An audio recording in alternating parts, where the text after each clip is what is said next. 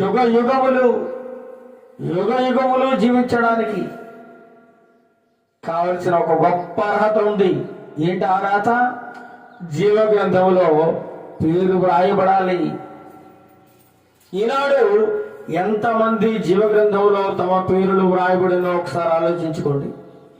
మరి నా పేరు వ్రాయబడి ఉందా లేదా నాకు ఎలా తెలుస్తుంది అనేది మనం ఆలోచిస్తే అక్కడ కూడా ఉంది.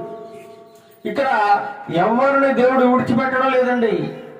పాస్టర్ గారిని లేదు, బిషప్ గారిని లేదు, రెవరెండుని లేదు, అపోస్తలుడిని లేదు, విశ్వాసన లేదు, నూతనంగా ప్రభుని నమ్ముకున్నారని లేదు, ఎవరిని తేడా లేదండి.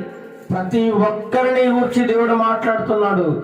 ఎవరిని పేరైనను జీవ గ్రంథములో వ్రాయబడకపోతే వాడు డైరెక్ట్ గా అగ్నిగుండంలో వేయబడతాడని దేవుని యొక్క వాక్యం సెలవిస్తుంది. వాక్యం కాబట్టి ప్రియులారా, మన పేరు ఆ జీవ గ్రంథంలో ఉందా లేదా అనేది మనం ఆలోచించుకోవాలి. ఆ జీవ గ్రంథంలో మన పేరు వ్రాయబడాలంటే అంత ఈజీ అండి? డబ్బులు ఇస్తే రాస్తాడా?